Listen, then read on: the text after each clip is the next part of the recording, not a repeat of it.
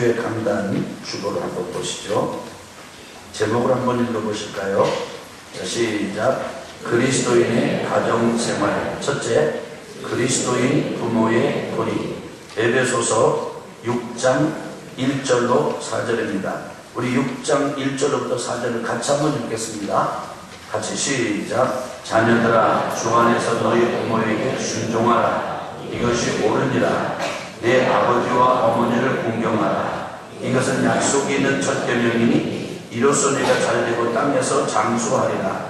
또 아비들아, 너희 자녀를 노엽게 하지 말고 오직 주의 교훈과 훈계로 양육하라. 아멘.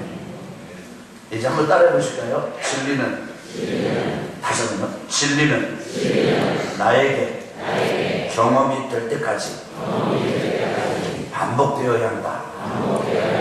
그래서 이 에베소서 6장 1절부터 4절은 가정의 달을 맞고, 그리고 가정에 대해서 말씀을 나눌 때마다 교회에서 반복되고 또 반복되어서 증거되는 말씀 중에 한 부분입니다. 저는 오늘 그리고 다음 주에 걸쳐서 두 번에 걸쳐서 그리스도인의 가정에 대해서, 가정 생활에 대해서 이제 또 말씀을 드릴 텐데, 작년에 혹은 전에 드렸던 말씀에 또 한 번 반복하는 것입니다. 여러분, 이 진리가 여러분과 저에게 경험이 될 때까지 반복하기를 겁내지 말고, 부담스러워하지 말고, 식상해하지 말고, 또 마음에 한 번 새기는 오늘 시간이 되시기를 바랍니다. 그래서 오늘은요, 이 1절부터 4절 전부를 다루는 게 아니고 4절 하나만, 한 부분에만 집중해서 말씀을 나누고, 다음 주일은 1절에서 3절의 말씀을 나누도록 하겠습니다. 우리의 4절 주보를 보면서 같이 한번 읽어보실까요? 시작. 또 아비들아, 너희 자녀를 노엽게 하지 말고 오직 주의 교훈과 훈계로 양육하라. 아멘. 이 바울이 에베소 교인들에게 그리스도인이면 마땅히 가정을 아름답고 그리고 행복하게 만들어야 되는데, 부모가, 아비가 가정을 아름답게 만드는 법에 대해서 아주 짧게 한 구절로 이렇게 가르쳐 주신 부분입니다. 한 번 더 읽겠습니다. 시작. 또 아비들아, 너희 자녀를 노엽게 하지 말고 오직 주의 교훈과 훈계로 양육하라. 에베소서 6장 4절. 우리 아멘 세 번 합시다. 아멘, 아멘, 아멘. 우리 같이 읽습니다. 우리 시대의 문제는 가정의 문제입니다. 가정이 무너지면 나라가 무너집니다. 우리는 최근 경제 위기로 말할 수 없는 혼란을 겪고 있습니다. 하지만 이것을 해결하는 방법은 의외로 간단합니다. 가정이 회복되면 됩니다. 가정이 하나가 되어 뜨겁게 사랑하고 아버지와 어머니가 좋은 부모가 되면 어떤 위기도 극복할 수 있습니다. 가정의 문제는 자녀의 문제가 아니라 부모의 문제입니다. 엄밀한 의미에서 문제 자녀가 아닌 문제 부모가 있을 뿐입니다. 부모가 어떻게 가정을 아름답게 만들 수 있습니까? 아멘. 저를 한번 보실까요? 저는 오늘 이 시간 여러분에게 어떤 죄책감을 더 얹어드리고 싶은 마음은 추호도 없습니다. 또 왜 그렇게 잘 못하느냐고 질책하는 마음을 담은 것도 전혀 없습니다. 오히려 여러분과 제가 다 같이 부족하고 연약하고, 그리고 실제로 가정을 이루는 데 있어서 우리는 매우 이렇게 흠과 그리고 이렇게 부족한 부분이 많다는 것을 서로 인정하고, 하나님의 말씀을 따라서 어떻게 하면 우리 가정을 정말 그리스도인이라면은 마땅히 이루어야 될 가정 생활을 갖도록 할 수 있을까라고 하는 말씀을 여러분과 함께 나누면서 여러분을 축복하고, 그리고 서로 격려하고, 그리고 아주 힘을 북돋워주는 그런 시간이 되고자 합니다. 여러분, 그런 마음으로 이제 말씀을 서로 듣고 나눴으면 좋겠습니다. 그리고 오늘 말씀을 이렇게 들으면서 아시겠지만, 오늘 말씀은 어려운 말씀이 아닙니다. 아주 단순하고 아주 쉽습니다. 그런데 실제 우리의 삶으로 경험이 되기까지는 쉽지 않습니다. 하나님께 도움을 구하면서 한번 보겠습니다. 어떻게 하면은 우리 그리스도인 부모가 가정을 아름답게 만들 수 있을까요? 첫째, 같이 읽겠습니다. 시작. 먼저 아버지와 어머니가 행복해야 합니다. 아주 교과서적인 답이지만 정말 쉽지 않은 일 중에 하나가 아버지와 어머니가 서로 사랑하며 행복하게 사는 것입니다. 이것은 하나님께서 정하신 영적 원리를 따를 때 가능한 일입니다. 하나님께서 정하신 원리가 무엇입니까? 아내는 남편에게 교회가 죽게 하듯 복종하고 남편은 아내를 죽여서 교회를 위하여 자신을 주신 것처럼 살아가는 것입니다. 가정을 이룬 그리스도인 부부는 무엇보다도 먼저 이 일에 헌신해야 합니다. 아멘. 우리 에베소서 5장 22절에서 25절 그리고 28절의 말씀을 같이 한번 읽겠습니다. 시작. 아내들이여 자기 남편에게 복종하기를 죽게 하듯 하라. 이는 남편이 아내의 버리됨이 그리스도께서 교회 버리됨과 같음이니 그가 바로 몸의 구주십니다. 그러므로 교회가 그리스도에게 하듯 아내들도 범사에 자기 남편에게 복종할지니라. 남편들아 아내 사랑하기를 그리스도께서 교회를 사랑하시고 그 교회를 위하여 자신을 주신같이 하라.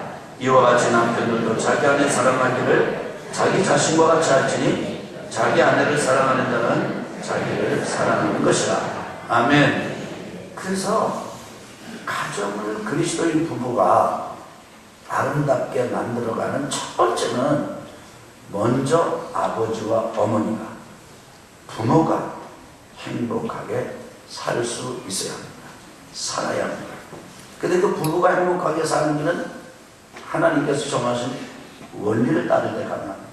그것이 무엇입니까? 아내는 남편에게 복종하는 것입니다. 그리고 남편은 아내를 십자가 지는 사랑을 하는 것입니다. 사도 바울은 에베소 교인들에게 바로 그렇게 살라고, 그렇게 가정을 만들어 가라고 이렇게 강조하고 있습니다. 너무 지당한 말씀이죠. 너무 당연한 말씀이죠.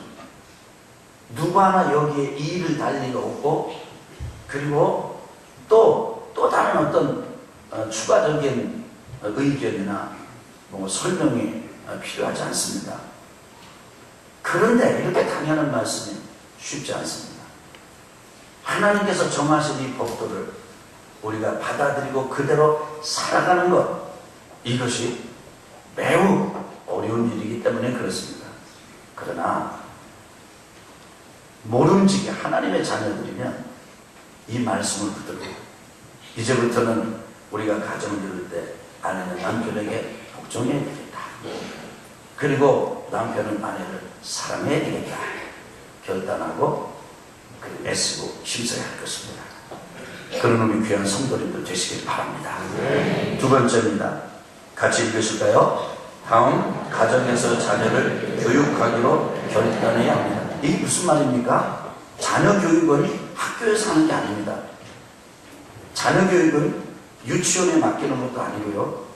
자녀 교육은 어린이집에 맡기는 것도 아닙니다. 자녀 교육은 교회에 맡기는 것도 아닙니다. 자녀 교육은 가정이 맡아야 합니다. 아버지와 어머니가 맡아야 합니다.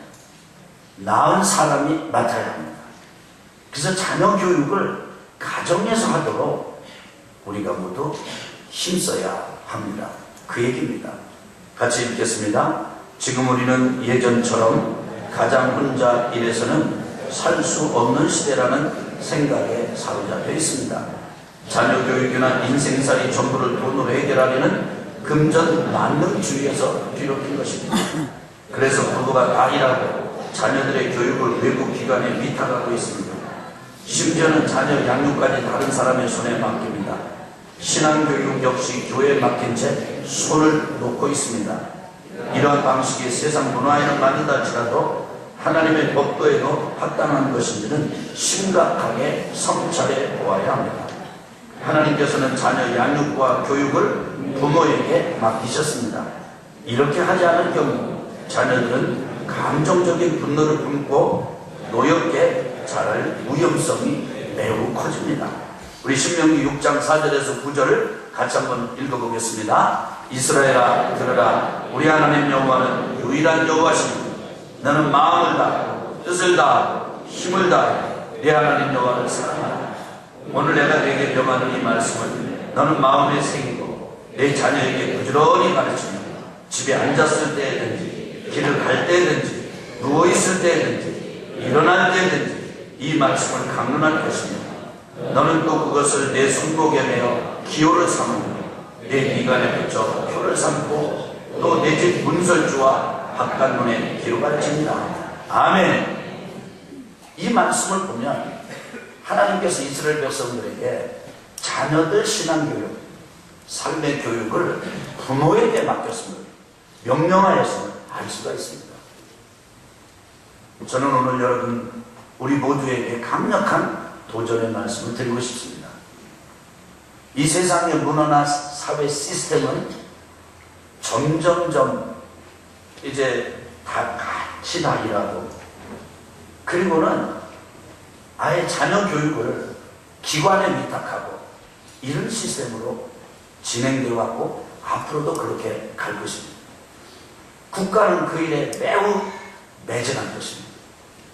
그러나 하나님의 자녀들은 분명히 인식하고 있어야 합니다. 자녀 교육은 국가 이전에, 학교 이전에, 교회 이전에 부모에게 위임하셨다는 사실입니다. 부모는 하나님으로부터 자녀 교육에 대한 위임을 받았습니다. 그래서 부모는 자녀의 생명을 끊을 권리도 없고 하나님께서 허락하신 생명을 잘 받아서 건강하게 낳고 그리고 그 자녀를 길러내야 되는 사명을 가지고 있습니다. 이 일에 대해서 우리 온 그리스도인들이 우리 온양원천 교회 교우들이 타협함이 없었으면 좋겠습니다. 정말 무서운 일은 우리 교회 다니면서도 하나님의 백성들이면서도 아기를 지우는 것, 이것에 대해서 의식 없이 행하는 사람들이 있다는 것을 알고 있습니다. 지금까지 족합니다. 지금까지 그 악을 행했으면 그저 지금까지만으로도 족합니다. 더 이상 그게 반복되어서는 안 됩니다. 그래서 우리 교회 성도님들이 가정마다 하나님께서 생명을 주실 때 내가 만든 게 아니고 내가 원하는 게 아니고 내가 어떻게 할 수 없는 게 아니라 하나님께서 나와 내 배우자에게 우리 가정에 선물로 이렇게 받고 양육하도록 주셨구나. 순종하고 굴복해서 생명을 받고 출산하고 아름답게 길러내는 온 교우들 가정이 되시기를 주의 이름으로 축원합니다. 이 일은 쉬운 일이 아닙니다. 여러분 자녀 교육을 이제 우리가 당연하게 예전에는 다 하나님 모르던 사람들도 유교의 덕목 안에서도 가정에서 있지 않습니까? 근데 세월이 바뀌면서 하나님을 섬기는 자녀들조차도 자꾸 다른데 위임하고 위탁하고 그것으로 끝내려고 해요. 아닙니다. 하나님은 우리 부모님에게 맡겨주셨어요. 힘들고 어렵더라도 하나님께 지혜를 구하고 힘을 구하고 능력을 구하면서 이럴 때 어떻게 해야 됩니까? 양육해가 우리 귀한 부모님들 되시기를, 가정 되시기를 주의롭게 축복합니다. 세 번째 보겠습니다. 같이 읽으실까요? 마지막으로 부모가 주의 교훈과 훈계를 받아야 합니다. 바울은 에베소 교인들 자녀들이 잊기 힘든 아픈 기억, 노여움 혹은 상처를 품고 살지 않도록 주의 교훈과 훈계로 양육하라고 당부하였습니다. 이는 부모가 주의 교훈과 훈계를 받고 있을 때 가능한 일입니다. 자기가 알지 못하면서 자녀에게 전해줄 수 없고 설사 가르친다 하더라도 강요의 형식을 띠기 쉬워 기대한 것과는 전혀 다른 엉뚱한 결과가 나타날 수 있습니다. 그러므로 자녀들이 부모를 기뻐하고 자랑할 수 있도록 하나님의 말씀이 삶이 되고 성품이 되기까지 부모들이 영적으로 성장해야 합니다. 우리 시편 1편 1절에서 2절 같이 읽으실까요? 복 있는 사람은 오직 여호와의 율법을 즐거워하여 그의 율법을 주야로 묵상하는도다. 아멘. 우리가 어떻게 하면 배우자, 가정에서 자녀들 앞에서 먼저 행복한 삶을 살 수 있을까요? 어떻게 하면 자녀들 교육을 가정에서 할 수 있을까요? 여러분, 학교 보내지 말라 그 뜻이 아닙니다. 이제부터 직장 생활하는 걸 포기하고 가정에 머물면서 전업 주부가 돼가지고 다 책임져라 그 말도 아닙니다. 지금 이 시대를 살면서 어쩔 수 없이 우리는 이런 사회 시스템을 존중하고 그리고 이용하며 사용해야 합니다. 그러나 이 가치를 잊어서는 안 됩니다. 하나님의 말씀을 잊어서는 안 됩니다. 가정에서 해야 합니다. 부모가 해야 합니다. 근데 그러려면 부모가 먼저 하나님의 말씀을 묵상하고 하나님의 말씀을 속에 넣고 그 하나님의 말씀을 실제 생활에 실천하고 삶에 적용하고 그래서 하나님의 말씀을 우리의 삶으로 살아내려고 하는 거룩한 믿음의 투쟁을 하게 될 때 그때 우리가 자녀를 가정에서 양육할 수 있고 그리고 그런 부모가 행복을 누리면서 살 수 있는 것입니다. 그래서 먼저 부모가 주의 교훈과 훈계로 받아들여서 살아가는 삶을 살아야 되는 거죠. 어려워도 여러분과 제가 그렇게 되길 바랍니다. 예배 1시간 드리는 거는요 쉽지 않지만 할 수 있습니다. 근데 하나님의 말씀을 1시간 집중해서 묵상하고 그 말씀을 내가 내가 어떻게 살아야 될까 고민하면서 주님의 도우심을 구하고 기도하는 일은 작정하지 않으면 안 됩니다. 결단하지 않으면 안 됩니다. 힘을 내서 우리 부모들이 먼저 하나님의 말씀을 묵상하며 살아가는 그런 아주 믿음의 사람들이 되기를 바랍니다. 결론입니다. 우리 같이 한번 읽으실까요? 가정을 천국으로 만들어야 합니다. 천국은 하나님의 성령으로 영원히 즐겁게 안식하는 곳입니다. 이 하나님의 나라는 이 땅에서 경험하다가 죽음의 문을 통해 들어가는 곳입니다. 이 땅에서 하나님의 나라를 경험하고 누려야 할 것이 바로 가정입니다. 따라서 가정을 천국으로 만드는 일은 가장 가치 있는 일입니다. 그 어느 것보다 가정에서 성공하기를 추구하십시오. 당신과 당신의 자녀들이 시냇가에 심은 나무처럼 형통할 것입니다. 아멘. 저는 직장에서도 여러분이 승진도 잘하고 또 직장에서도 성공하게 되기를 바랍니다. 사업장에서도 일터에서도 아주 성공하게 되기를 바랍니다. 세상에서도 성공하게 되기를 바랍니다. 그러나 감히 여러분에게 강도라고 도전을 드리고 싶은 것은 그 직장, 일터, 사업장, 세상에서의 출세를 성공을 가정의 성공과 바꾸는 어리석은 일은 하지 않도록 하십시오. 아무리 밖에서 훌륭한 사람이 할지라도 가정에서 배우자에게 혹은 자녀에게 존중을 받지 못하고 존경을 받지 못하고 인정을 받지 못하고 그래서 가정에서 실패한다면 가정에서 성공하지 못한다면 여러분 그 인생은 끝이 실패로 끝날 가능성이 높습니다.